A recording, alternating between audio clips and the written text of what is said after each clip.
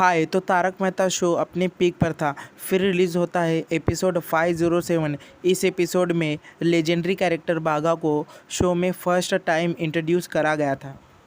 मैं नट्टू काका का भतीजा बाघा को यूं टेम्परेरी तौर पर शो में लाया गया था, पर बाघा के सेवेज रिप्लाई, उसकी पंच लाइन, उसका डम बट होशियार कैरेक्टर फैंस को इतना पसंद आया कि एपिसोड 526 में नट्टू काका जेठालाल से बाघा को गड़ा इलेक्ट्रॉनिक्स में परमानेंटली नौकरी पर रखने की फरमाइश कर देते हैं। बाघा को अपनी दुकान में काम पे रख ले। पर जेठालाल नट्टू काका की बात को सीधा मना कर देता है। मैं चाहकर भी तुमको नौकरी पर नहीं रख सकता। लेकिन बाघा अपनी होशियारी से चंपकलाल और दया को अपनी साइड ले लेता है।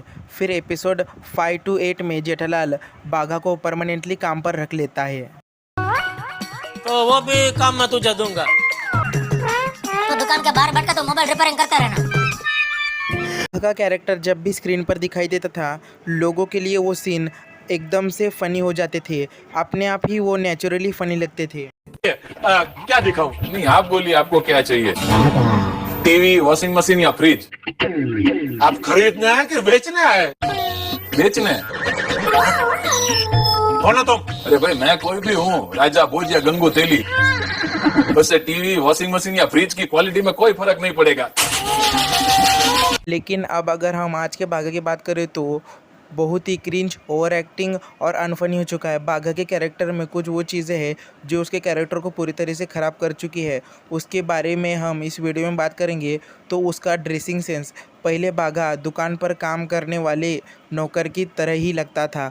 उसके कपड़े और पहनने का स्टाइल, पहनने का तरीका सब कुछ वैसा ही था। लेकिन अब अगर आप नए एपिसोड जैसे 4245 में देखें तो बाघा ने ऐसे कपड़े पहन रखे हैं जैसे वो कभी नहीं पहनता था। अगर आप उसके बात करने के तरीके में भी गौर करें तो पहले वो जेठालाल को रोस्ट करने वाले सेवेज रिप्लाई देता था और यही चीज़ें उसके एक्शन में भी देखने को मिलती थी।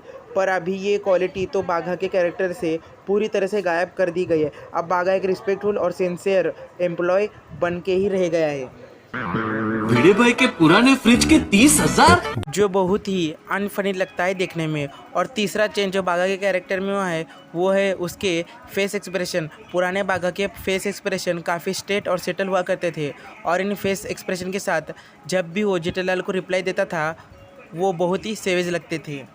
सेठ जी, क्या? आप बोले तो उसका होम थिएटर तोड़ दूं? ना रहेगा बास, ना बजेगी बांसुरी।